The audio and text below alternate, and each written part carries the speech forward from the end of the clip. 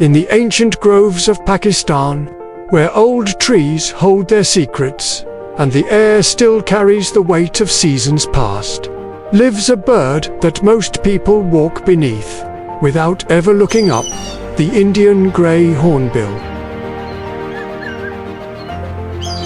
Elegant, unhurried, almost noble in its stillness, with its long, curved beak, dusty grey plumage, and that unmistakable casque sitting atop its bill like a crown it was born wearing. This bird is unlike anything else in the subcontinent's skies. Found across the plains and foothills of Punjab, Sindh and parts of Azad Kashmir and KPA, the Indian Grey Hornbill favors fig trees, old orchards, and the tall shade trees lining Pakistan's historic cities and rural roadsides. It is not a bird of the wild alone. It is a bird of the in-between, of gardens, of old city parks, of the last remaining trees on a shrinking street. It feeds on figs, berries, and small insects, and in doing so, quietly does what forests have always needed. It swallows fruit whole, flies far, and drops seeds like small acts of faith into the earth below. A gardener that asks for nothing in return. But perhaps the most extraordinary chapter in this bird's life is hidden inside the hollow of a tree.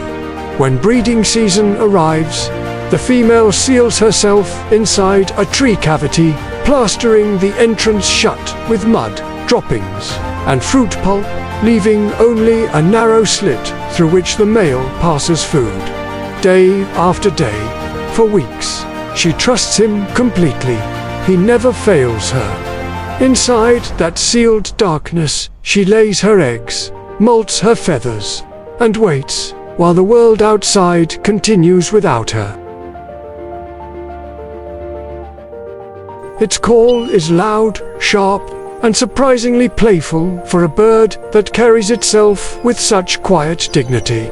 Once you learn it, you begin to hear it everywhere, and wonder how long it had been calling before you ever learned to listen. Today, the Indian Grey Hornbill faces a threat that needs no claws or fangs. Old trees are being felled. Hollow trunks, irreplaceable nesting sites built by decades, disappear overnight.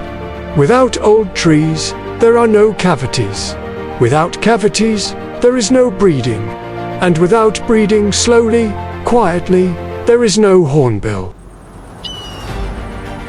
This is not a story of a bird on the edge of extinction. Not yet, but it is a story of a bird asking us, in its own unhurried way, to pay attention, to look up, to leave old trees standing, to remember that the most extraordinary things in nature rarely announce themselves. They simply wait, patient and steady, for someone to notice.